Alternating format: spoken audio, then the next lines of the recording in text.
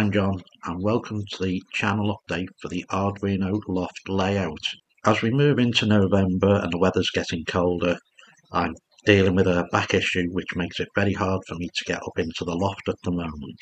But this is not a bad thing because it does allow me to concentrate on some more of the Arduino sketches and different things on the layout that I can do away from the loft. I have taken a break also from 3D printing for the last few weeks while I concentrate on the Arduino LCC series.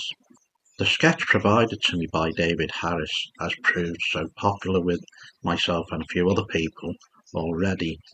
Even though this was aimed at me for doing turnouts and signals on my layout, the fact that we can adapt the sketch within the JMRI CDI or interface to be able to do the likes of the level crossing, which is nearly complete. We're just waiting on the last few tweaks to the Arduino sketch, which I think we've got now. And primarily that was there just to do 2 turnouts and 6 signal heads, or 5 signal heads at the most. So moving forward, the next thing for me to do is concentrate on, I need a base to mount the 2 modules onto to make it more reliable. This will be 3D printed hopefully in the next day or two. I will make the STLs available for people who want to follow along. I also want to answer a question I had received about the CAN USB 4 and the costing of that. Now, if you can solder, it's worth, in my opinion, joining Merg so you can buy that unit.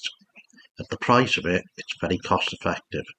But if you cannot solder, there is still an option available to you by purchasing the kit from, if you're in the UK, Sprog LCC.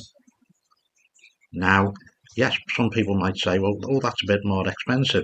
But if you put the cost of joining Merg into the equation, it's only a little bit more expensive. You then would need to think about how you're going to get the CAN H and CAN L outputs for connecting to the way we do it with these modules. That is not a big issue, and I'm sure we could cover that in a later video. There are other benefits of being a member of Merg, and that is the fact that we have lots of area groups and special interest groups that cover various topics. Yes, okay, a lot of it is to do with the other CAN protocol, i.e. CBus, which is something I have looked at in the past, but we do cover lots of other things. Now, the advantage with this approach with LCC, the fact that we can now make standalone modules and using the USB connected to JMRI, I think is a good thing for some people, because you can adapt this sketch to do various things on your layout, obviously depending on your imagination to what you want to do.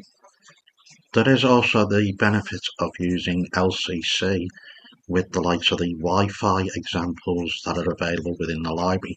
Now, I haven't yet tested these out myself, so I can't really comment too much on them, but this is something I will be looking at very shortly, because obviously you can do this with commercial products out there, which, great if that's the way you want to go, maybe a little bit more cost restrictive depending on the size of your layout. But by doing it with this approach, and it may mean I have to move over to some ESP32 or the Raspberry Pi Pico in the future, as these have a lot more memory and a lot more capability of doing some more fancy logic maybe with them microcontrollers. But if I do go down that route, I will obviously document how you would go about it.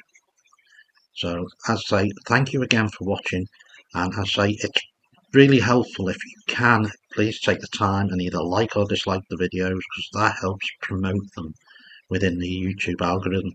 I tend not to want to be pushing them too much on the likes of Facebook or social media myself, but if you're prepared to share and like some of these videos, thank you again for that. I say, if you want to subscribe, that's up to you, but again, thanks to everybody who has watched the video all the way through, and hopefully see you again soon. Bye for now.